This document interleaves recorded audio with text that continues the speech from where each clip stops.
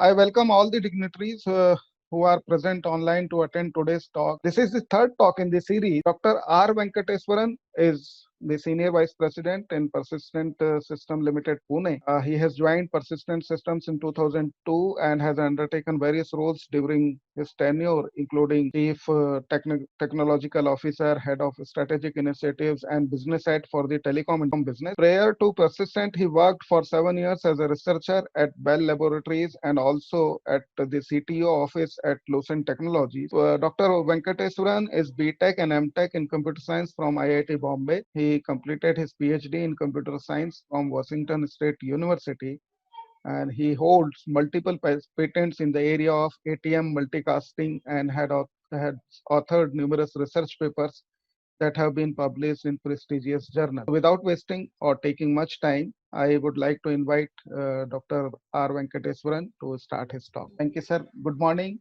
and welcome. Thank you, Dr. Shukla, for the kind words of introduction. I'll share my screen and good morning, everyone, and thank you for this opportunity to speak to you today. Usually this is conducted better in a more interactive forum, face-to-face, but given the situation that we are in, we are doing this remotely. I don't know how well that would work out, but I hope we can still have a very meaningful session today. I'd like to still keep it very interactive, so please do type any questions you may have during the course of the today's presentation. What I'm going to cover today is how do we write a good research paper. And before I start, let me take a moment to really acknowledge various sources from where I have used material. So what I'm really presenting here is not something very unique. It's just that I have collected a lot of good thoughts from different sources, and I'm presenting that to you all today. Many of these points probably you all know. You have been researchers for several years, so it's not going to be something very different from what you know. But I hope that there will be one or two points that you will probably get in today's presentation that you can use to improve your overall quality of the research paper going forward.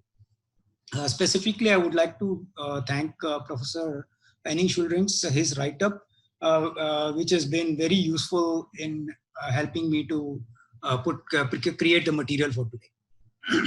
So let me start with, what does it take to write a research paper? So before we do that, the first question that typically we need to ask is, why are we really writing a paper, right?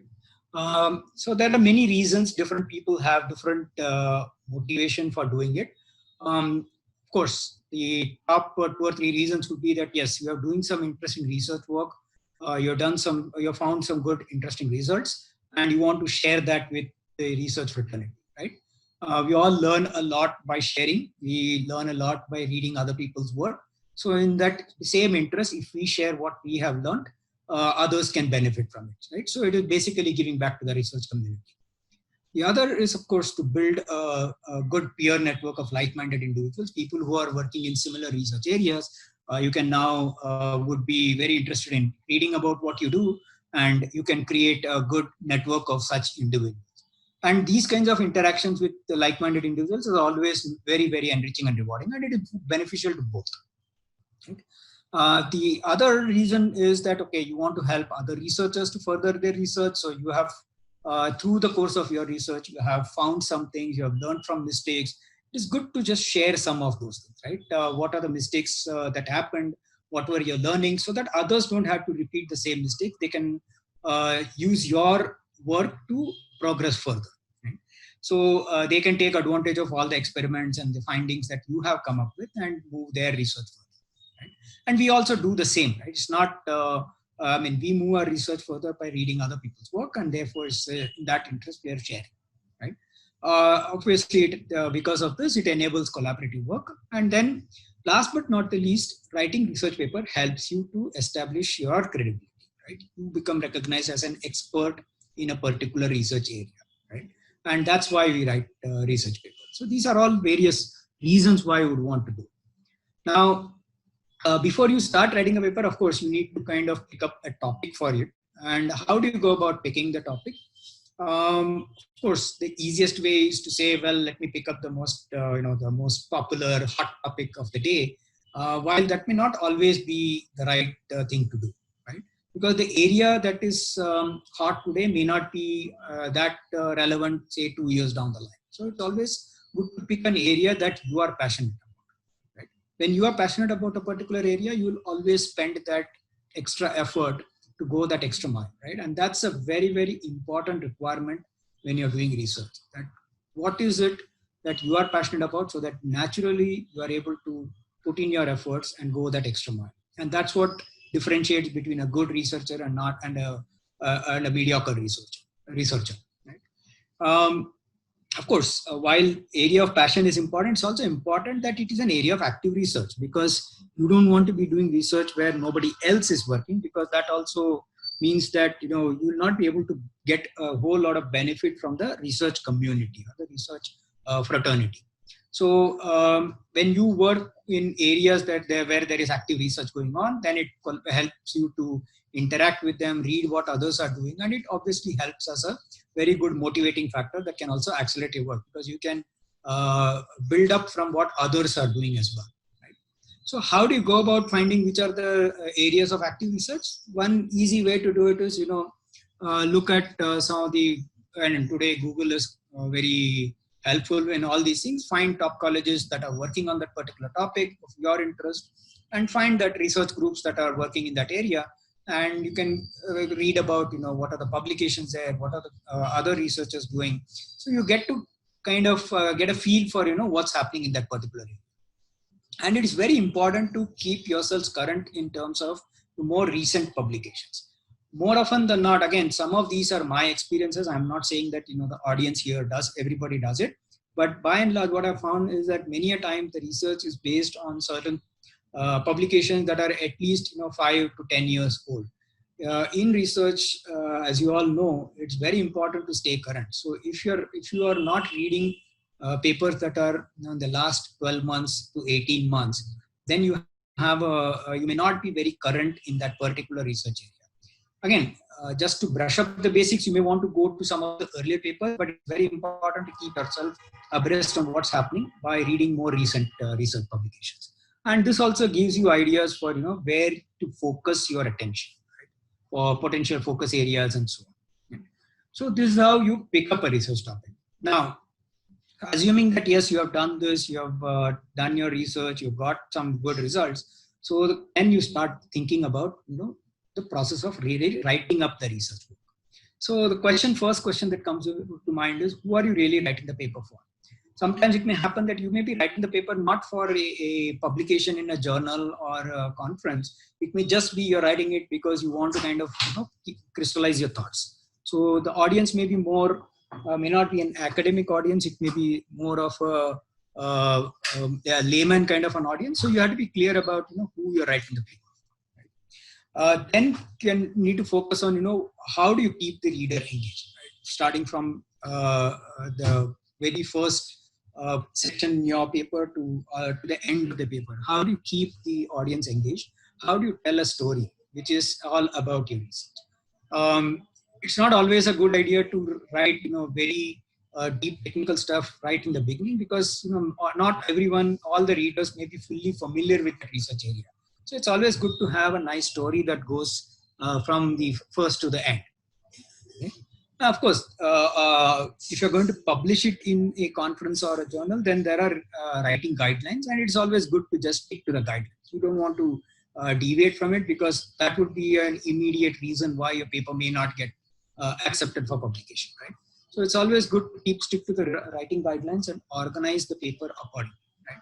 The title, the abstract, the introduction, then of course your contribution, and then the conclusions and so on. So this is a structure that is, most conferences will kind of go with this structure. So it's good to just stick to it.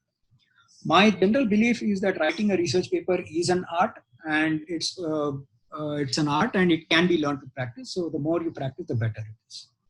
Okay. So how do you go about writing a good research paper, right? So what is it that a good paper really accomplishes? One, it has to be very clear about what the paper is all about. Okay? It's a clear statement of the problem. And more important is, while the problem statement, what are other researchers who have done on that problem before, right? Once you've kind of explained or given a context to the problem, and the reason for doing this is because if you don't do that, then the reader may not really, who's not familiar with the area, may not know what exactly your contribution is. Then of course, once you have talked about, established a context, then you need to talk about, what you have done, what is your new contribution, and what are the results that you have achieved. Right? So that kind of constitutes what a good research paper is all about. Right? So clear, very, very clear articulation of the problem, talking about what has been done and what is your contribution. Now, if you're going to look at it that way, then what should this proposed solution, what is it that when you say your new contribution really mean? Right? A new contribution means it has to be something, especially in the area of, you're writing it in the area of computer science, maybe it's something new algorithm, which is significantly different from what others have done. Right? If you just change one or two parameters, then it doesn't become a significantly different algorithm. Right? Or it could be a new design, right? It could be a hardware or a software design, or it could even be a protocol design, right? Which is more practical, pragmatic way of doing things. Right? Third way to talk about your solution could be that, okay, you have may not be something new, but you have done a very thorough performance evaluation of a different set of methods that the researchers have been doing. So you do a very large number of experiments and talk about, or simulations, and talk about, analyze them, measure them. It's like a performance evaluation kind of a paper. And last but not the least could be something very, very theoretical, which is talking about a very specific area where you have identified a new way of looking at the problem. You have come up with a hypothesis or a theory, and you kind of want to articulate that, right? So these are, again, saying these very generically, but this is where most of the new solutions or new contributions would be centered around this, right? Again, just from my experience, and I'm sure many of you who review papers also probably would have come across, right? Many times the contribution doesn't come across very clearly. It's always an articulation of what others have done, which is great. But then unless there is significant contribution, then it doesn't warrant to be a very good research paper. Okay? All right. Moving on, what else should this thing? Of course, once you have talked about all these things, then you have to basically provide all the details. You have to provide all the results in sufficient detail so that somebody else who is reading the paper can really re-establish whatever you have, your results that have come, right? So the validity of your results have to be repeatable. Others should be able to kind of reproduce. If that is not possible, then your contribution gets questioned, right? So that's a very important part, that you describe the results in sufficient detail so that other researchers can establish that, yes, what you have achieved is something significant, right? It's very important to highlight what is new on the result, right? The novelty part of it. And especially if it is non-obvious. See, sometimes you will say, okay, this is a linear curve. When you plot X and Y, you say X and Y are linearly related, right? It may be very obvious. Then it doesn't really warrant to call it out and saying, what, X is directly correlated to Y. But on the other hand, if it is non-obvious, then it becomes very important to highlight that, right? And last but not the least, it's very important to also kind of say what does your results really signify, and what are the improvements, what are the impact of those results. All that is very important to kind of highlight. Okay. Then comes the next part of it, that, okay, you are looking at your paper. How do you make sure that your paper is read by a wider audience, right? And usually this can be accomplished by making sure that, you talk about all the lessons that you learned, right? Because the paper is just a culmination of several months of hard work, right? And if you are able to kind of outline all the hard work that you have done, and the lessons that you have learned through that hard work, that makes it very important. Then others can benefit from it, so that they don't repeat the mistakes. That also implies that many other people will also read your paper, so your paper becomes widely referenced, right? If you can provide a lot of details that others can replicate, then again, because others are replicating your work becomes the seminal work, and there will be a lot of referenceable. A lot of other researchers are going to reference you. And last but not the least, when you present your results, always present what else can be done. What are the areas of future work? What are the areas that you have not focused on? You can give some pointers on or guidance to others where they could focus on. Right? That also means that when the other researchers do their work, they will use your work as a base, which means your papers get referenced more. Right? So these are the small tricks that you can use to get your paper work to be widely referenced. Okay, before I go further, talk about how do you decide your title and so on. Let me take a pause here and see if there are any questions. How do we write a title? Right? Because title is the first thing that is read by the reader, and the title has to be exciting, right? It has to be brief. It has to be descriptive about the research work. It can't be very vague and mysterious. It kind of talks about what the research work is, and it has to sound exciting. It should not be very boring, right? It's many a times we make this mistake of talking about the using superfluous words like something which is best or something which is novel.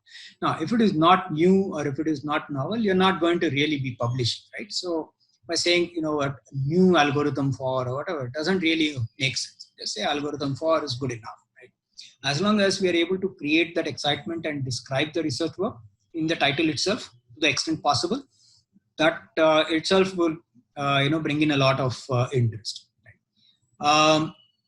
And it's a very different difficult task, right? How do you balance between being very specific about the research versus specific enough to excite the audience? And that's a very very subjective task here, and by experience, of course, one picks up. But it's a very nice way that if you're able to kind of convey the meaning, being specific enough that people want to read, at the same time not giving everything away in the title, it makes it very it will enthuse the audience to read more, right? So using of different kinds of adjectives will kind of help to describe what you've done, makes this this fine balance, right? So as an example, right, I mean, let me kind of take you to, if you see a title like this for a movie title, right, we all know what this movie is all about, right? I'm sure this movie is not going to be about some thriller or something like that, correct? Just by looking at the title, you can kind of figure out, okay, this is what the movie is about. And if you're interested in that kind of movies, you would probably go and watch it. Or something like this, right? So these are the ways in which the title makes it very obvious as to kind of what the work is about, at the same time exciting enough for the reader to go and read. So some tips for how to choose the title. One, of course, you have to provide some hint about what the content is about. It's very important to do that. Keep the title interesting, as we've seen in some of the movie titles here. Make it make the reader want to read the paper. You have to obviously have it has to reflect what the tone is. If the title is very formal, then obviously the paper is expected to be formal. If the title is very informal, then the paper is expected to be written for the layman with an informal language, right? And if it has important keywords, then it helps you to do the keyword search. And when people do keyword searches, then your papers show up in the Google search, right? So it's a very important part to make sure that certain keywords that are relevant to the paper are part of the title. Okay? So let me share some examples of what would look like, right? So I can pick a title so that appeals to a wider audience. So if you see a title like this, why do past? I mean, this is a very simple title, right? And you're talking, obviously, when somebody reads a title like this, what the author is going to write the paper about, right? And given the simple terminology used, it's also obvious that this paper is probably going to be a very informal way in which it is going to be written, right? For a more general audience rather than for an academic audience. On the other hand, the same title, if it's written in this way, right, it talks about this looks a little bit more academic. At the same time, of course, looks very unnecessarily. It looks very very wordy, right? It kind of takes a very simple idea and makes it sound very complex, which the paper may not really be. Right? So again, a very fine way to look at. Is it going to the other extreme? You got to be careful about that. Now, this may be a very simple way of writing the same thing, but at the same time, kind of conveying the tone that this is for a more academic audience and not for a layman, right? Because you see these words like stellar and scintillation. It's not words that people use in common, common communication discussions, right? It means that it's typically intended for an academic audience, right? So again, these are just examples of some titles that help you to decide, or help when you read it, you kind of get a feel, okay, what the paper is about, what the author wants to convey, and in general, the tone of the paper. And of course, if this topic is of interest to you, obviously you'll be motivated.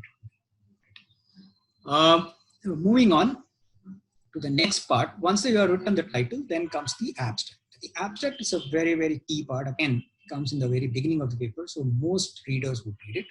And what an abstract conveys is the summary of the paper. Right? Again, so if you're talking about the entire paper, you have to summarize this whole thing in, whatever the number of word limit prescribed by the publication. Right? So you should talk about, what the problem statement is, what is the context to the problem statement, provide that so that the reader who is not familiar with the research area gets an idea. Again, you can't write very long context, it has to be brief, but it kind of gives an idea of what this paper is about. Right? It should convey some part of the results, maybe not the entire thing, but it should convey the highlights of the results in such a way that it excites the reader to read the entire paper. Right? And very important as to why the reader should read that paper. It has to indicate that. Right? So you could say, you found this result, or your algorithm performs in less time, you got a 30% improvement in the accuracy of your predictions, whatever it is. Right? So there are many ways in which you can kind of convey the result so that you can kind of indicate why this paper is worth it. Right? And of course, all while sticking to the 150 to 200 words. That's typically the word limit that you get. Right? So let me give an example of two abstracts and kind of let you go through. I'll pause for a minute here and let you read this. See, if you see the left side, and I'll also show the right side at the same time, so you kind of get a feel for how these abstracts have been written. Right? And then we'll spend a minute on which one is what does the first one, the left one, and the right one kind of communicate. Okay?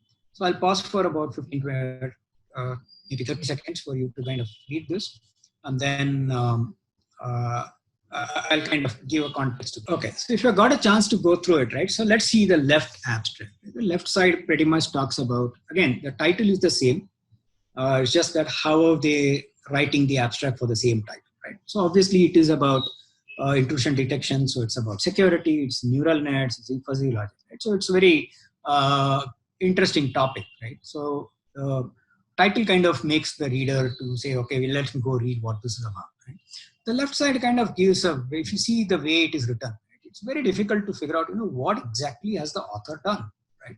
The researcher, what are the results that all it says is, in this work, we have used a novel type of neural networks to combine it with a fuzzy logic classifier. Okay, so something they have done, but why is this exciting? What are the results that they got from doing this is not mentioned anywhere. So it doesn't kind of motivate the reader to read further. Right? And it just says, very vaguely, it says, it will improve the state of the art. I mean, what is the state of the art? How does it improve? There are no quantified way in which there's a lot of hand waving, subjectivity that comes into the left side of the abstract that is written on the left. Now, let's compare that with the abstract that is written on the right. Now here they talk about very specific detail about what all exactly they did, right? So they talk about how they normalize the file names, they what kind of vectors they use, what kind of algorithms they use, what tools they used, and what kind of classifiers they used, and what are the results, right? So everything is now put in the abstract. Now, as compared to the left one, obviously it makes it a lot more meaningful. But at the same time, it also kind of discloses everything in abstract itself. Now, if you disclose everything, it's like a mystery novel, right? If you tell if you're talking about a murder mystery, if you tell who committed the murder in the abstract itself, then nobody wants to read that novel. Right? It's the same thing. If you tell exactly what you've done, nobody's going to read the paper to find out what exactly. Right? And if the objective of your writing the paper is that people want the audience to read your paper, then keep that, that mystery factor alive, right? Keep certain things for the paper. Right? So kind of disclose only what is required, what keeps the audience interested to continue reading the paper. Okay?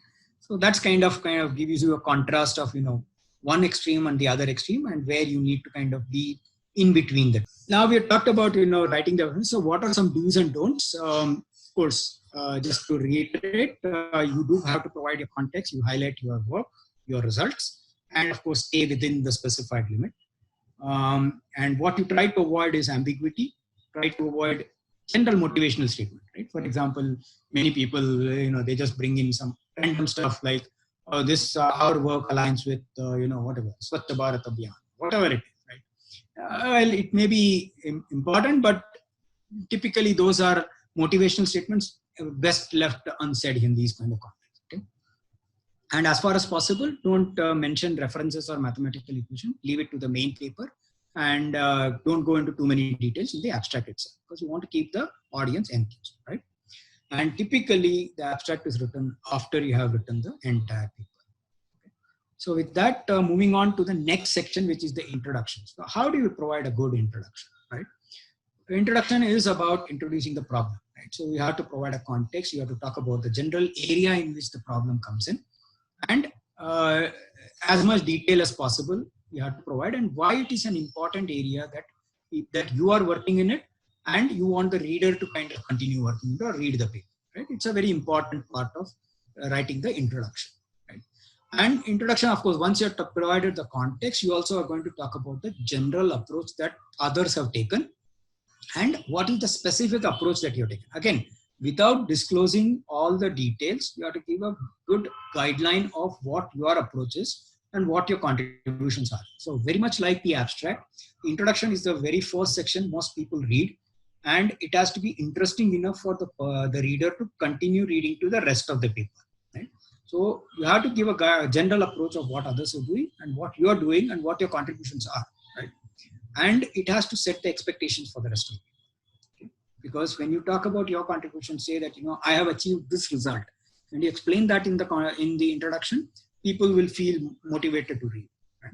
If you don't talk about it, then people get turned off, right? And if they get turned off, they may not read the paper, or they may not read the paper in the right spirit. So it's very important that the introduction kind of addresses all these things. And very more often than not, what we've seen is that the abstract and the introduction kind of overlap quite a bit. And please avoid doing that. As far as possible, keep the abstract very, very crisp, and the introduction reasonably elaborate, and try not to repeat the same sentences from the abstract in the introduction. You can say the same things, but word it differently so that it reads different, and it provides a more elaborate way in which you are kind of establishing the context of the problem. Okay. So basically what the introduction kind of talks about is what you really want to say in the paper. Right? It gives the entire context to the paper. Okay. Some people I'm sure would have heard this, right? Most reviewers read the title, abstract, intro, and maybe the conclusions, and then they decide whether the paper is an accept or a reject. While that is not a fair way to talk about evaluators, but yes, in some sense, first impressions are formed when you read the introduction, right? The abstract and the introduction, right? So it's very important to keep the introduction interesting so that the reader or the evaluator continues to read the paper. Okay. So typically we also see that in the introduction there is one paragraph at the end which talks about what the rest of the paper is going to talk about. Right? It's like a table of contents. Again, while it's a good thing to kind of establish what is coming in the rest of the paper, it's again, play a little bit with the words here, be a little bit more flexible. So the left side, if you see an example that talks about exactly what section 1, section 2, section 3, and so on and so forth is going to cover, right? And it's very, very monotonous, right? It doesn't interest the reader. On the other hand, kind of play a little bit with the words, talk about what you're contributing in different sections. Kind of, again, it conveys the same meaning, but it makes it a lot more interesting to you. Okay. Now coming to the main part of the paper, right? So now that you have done your abstract and the introduction, written the nice title, let's talk about what the main paper should be. The main paper again should be you should be very clear about what you're writing the paper for. What you are going to say is very important. You have to be very clear about that. Many a time people write the paper and then at the end of the paper you don't even know what the author was really wanted to convey. Right? It's very important to kind of say what you're trying to say and before you start writing. This again, it's a little bit of a debatable idea. What is the right kind of voice to use while writing the paper? Should one use an active voice or a passive voice? In general, it is found that active voice is a lot more easier to read and understand. So preference is towards active voice. Again, different people have different opinions on this, but passive voice tends to be a lot more impersonal and formal, considered to be less friendly. And it typically becomes a little bit more wordy. So it becomes difficult to understand what is being said, especially when you have long sentences. So as far as possible, kind of state what you're doing in an active voice. For example, you would say, we performed the research or we performed the experiment, rather than this experiment was done by us, the longer statement, right? So it makes it much more easy. And within a section, try to keep consistent. If you're going to use an active voice, keep it consistent in that particular section at least. Maybe different sections you could use different active voice, passive voice, depending on how you want to say it. But as far as possible, try to keep it consistent. Having said that, sometimes it's also interesting to use two different voices in this, one after the other, just to bring out a contrast. As an example here, right? So if you see the first sentence is in passive voice, the second is in an active voice, right? Kind of brings a good contrast and makes it very interesting. Again, so whatever I'm talking about here are general guidelines.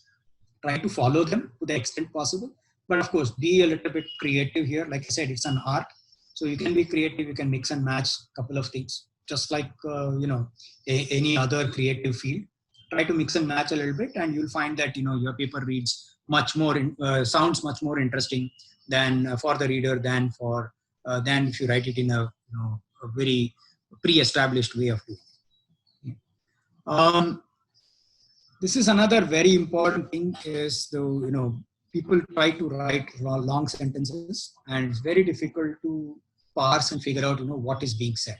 So in general, it's always a good idea to keep sentences short and simple and have 3 sentences if required to say the same thing rather than, writing all of it in one long sentence, because it's easier to convey what you want to say in simpler sentences. And be very straight and crisp, right? Don't have to kind of beat around the bush. You don't want to do, I'll talk about some of the examples of, these filler words and so on. Right? So strong, concise sentences are very effective and try as much as possible to use those, right? And in a paragraph, one sentence follows the other. So there has to be a very good linking of thoughts. It should not be that, you are talking 5 different things in 5 different sentences in the same paragraph. Try to create a story. Like I said, this is a story. You want to make sure that, every sentence is there because it is connecting to the previous sentence and connecting to the next sentence. Right? And if that sentence is looking out of place, there is no reason to have that sentence. You can pretty much eliminate it. And again, you will never get it right in the first attempt. You have to read, reread, and iterate multiple times to get your actual paper written.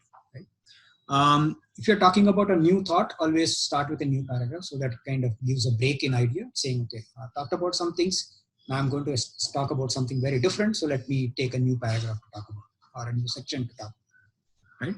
And as far as possible, avoid parentheses, brackets to talk about, some of the providing a context in brackets. Try as much as possible to avoid. Okay. If it is important to provide that kind of a context, there is this concept of footnotes. You can use footnotes to kind of bring that up, right? So you don't have to put parentheses and make your sentences long, right? And more important is this filler words, right? So let me talk about what filler words are. So some examples of filler words. Many times we try to use this, right? Again, we all use it. So I'm not in any way saying that, I'm holier than thou or whatever. We use it. We use things like, absolutely, completely. I completely agree with you, or I absolutely agree with you. There's no reason to say that, right? The agree with the theory is as clear as possible. By putting in 1 degree of absolutely agree has no, doesn't convey anything additional, right? Similarly, we add things like due to the fact, or has the ability, or it's important to know, needless to say. So these are some unnecessary fillers that we add to kind of make the sentence long. Those are better avoided so that your sentences are short and crisp. So needless to say, the project will end. I mean, why is it needless to say? The project is ending tomorrow. Just say project will end tomorrow, right? Convey it very, very simplicity, as brief as possible, as concise as possible, as crisp as possible. As long as it conveys the meaning, we are done. We don't need to add additional words to just, unless it is kind of tying with the previous idea, right? So you have to kind of say, okay, if you're tying, for example, the project will end tomorrow, if it is related to the previous thought, then you kind of say, okay, consequently, the project will end tomorrow, or something like that. So you're now tying two ideas together. So fillers are needed only to tie ideas together. By itself, fillers are unnecessary in many cases.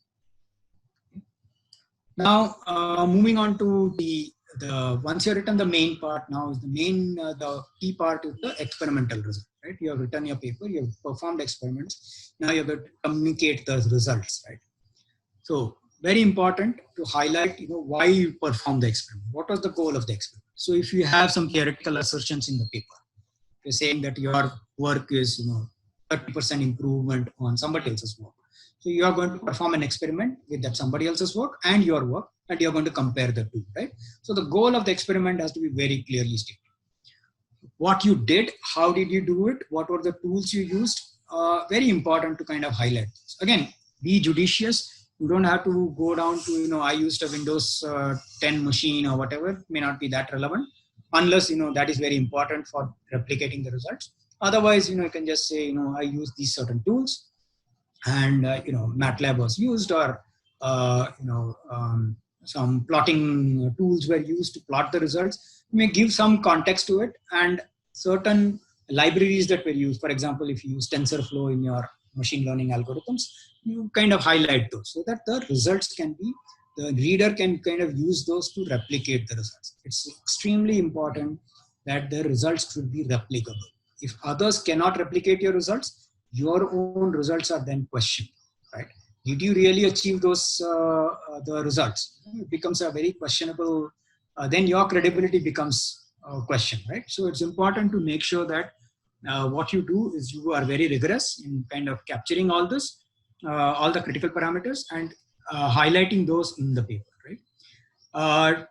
Sometimes people use, perform the experiment once, twice, maybe 5 times, and then say, well, the experiment is performed and, the results are conclusive. Usually for experimental results, to make it conclusive, you have to perform the experiments a number of times with different parameters and still get similar results so that it is statistically significant. Okay? People who are well versed with statistics will understand what it means, right? So it's very important to make sure that the experiments are performed as many number of times, so it becomes very credible. Your results are a lot more meaningful rather than just running the experiment once or twice and drawing conclusions from that.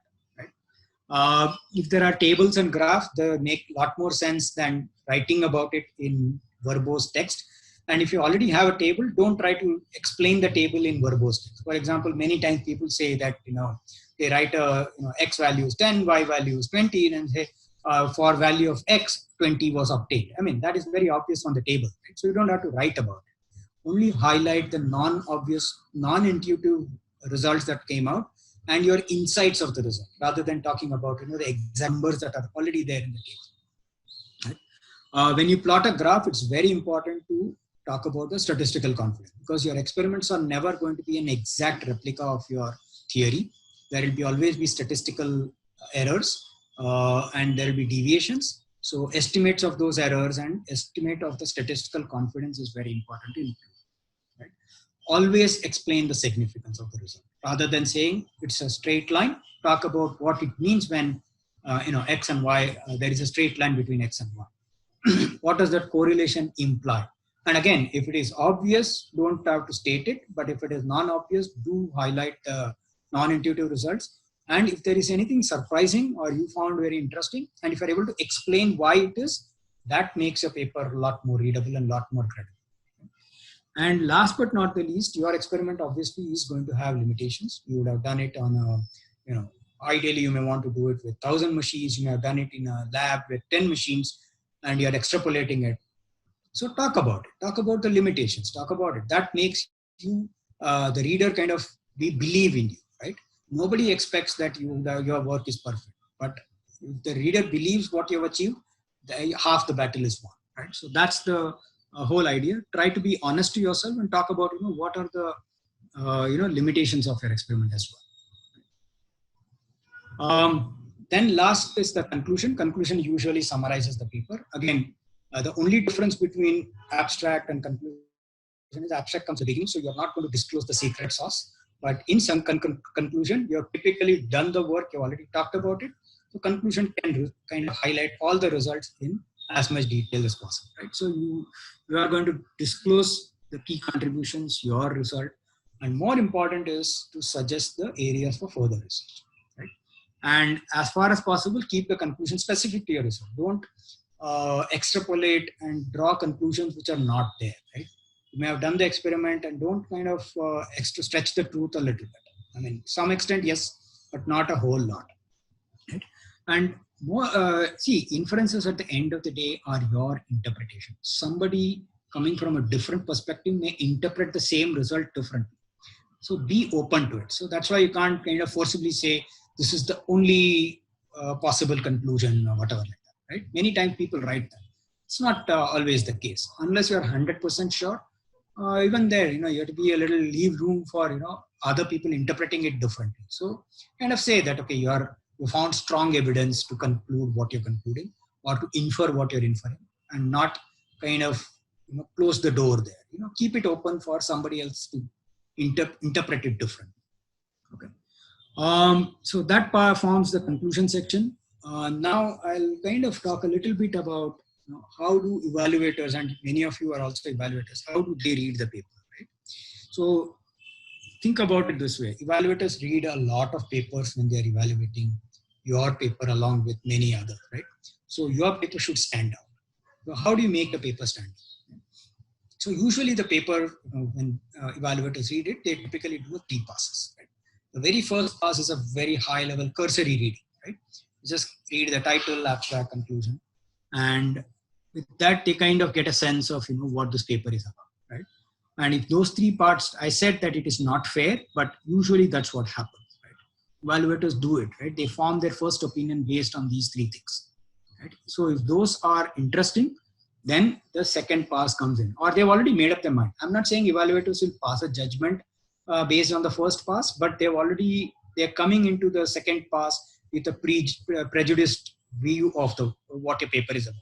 So that's why it's very important, keep the title, abstract, and conclusion very interesting. The second pass is where the reader, the evaluator kind of goes through the paper in all its gory details, understands the contributions, make sure that, what are the areas that they feel there are gaps that have not been addressed. Is the paper saying the right things? Does it mean what has been written? Sometimes you may mean something, but you may write something else. So all those things are done during the second pass, right? But the detailed proofs, detailed findings are kind of left. Usually you don't read in the second pass. You just assume that, okay, somebody has written a proof, that proof would be mathematically correct. Right? In the second pass, you don't do that. You just look at the result and say, okay, does this kind of intuitively make sense? Right? Does this paper kind of convey what it wants to convey? The third pass is when the proofs are read. If there are any inaccuracies in the proof, there are some assumptions that are relevant for the proof to be valid. All those things get reviewed at that point in the third pass. Right? Once all this is done, as an evaluator, it's very important that you kind of provide a very detailed review. I have been part of many committees where the evaluator kind of writes a paper and just says accepted or rejected. It doesn't make any sense. It's very important as a researcher, you help your fellow researcher out by writing a detailed reason for why you came to a decision, both accept as well as reject. What you liked about the paper. It's very important because that reinforces a good behavior that the researcher would want to continue. If you didn't like the paper and rejecting it because it was too, it doesn't meet the criteria, be very objective about it, write all the right reasons. By just saying not appropriate or keeping it very vague, it doesn't give any feedback to the writer.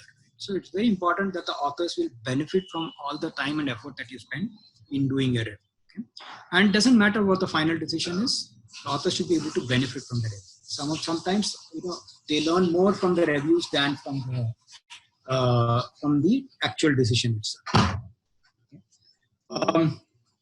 Then there are tips I have for how to present. So maybe in the interest of time, I'll probably not go through this now. I'll open it up for question answers. Just summarize what I talked about. So what I talked about is about writing a research paper being, it's an art that can be mastered with practice. There are small nuances that you can pay attention to when you write the next paper. I'm not saying that you're not publishing. Every one of you is a researcher. You have been publishing good work. It's just that there may be certain parts that you can pay attention to the next time that you write.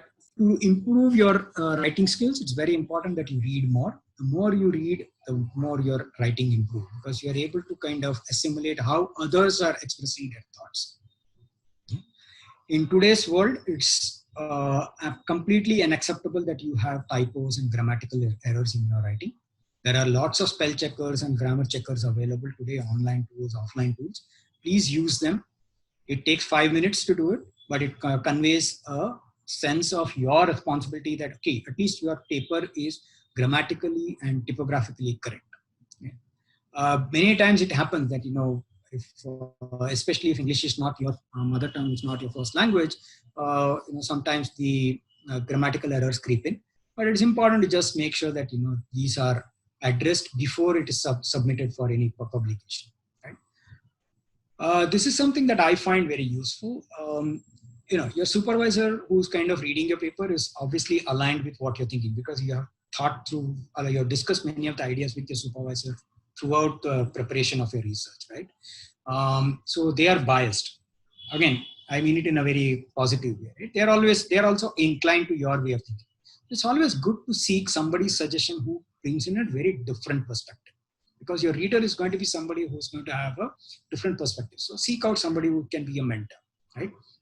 Not necessarily a supervisor. And more important is, seek a mentor who will kind of review your work, give you guidance on, what worked, what has not worked, all that. And the mentor has to be somebody who is very honest and upfront.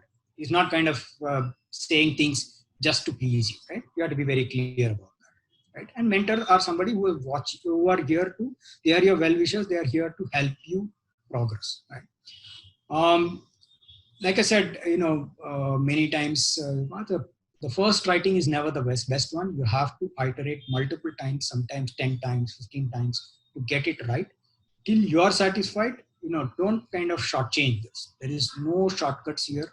Writing the paper, reading it objectively, rewriting it, making corrections, making sure every sentence that you put in there is relevant. Irrelevant sentences are not there. All that is very, very important. That happens only when you iterate multiple times. And the first version is never the best version. First version is just to get your thoughts in. Then you iterate and iterate to improve your paper. Okay? Criticism is very valuable. Take it positively. It is not about you. It is about the paper.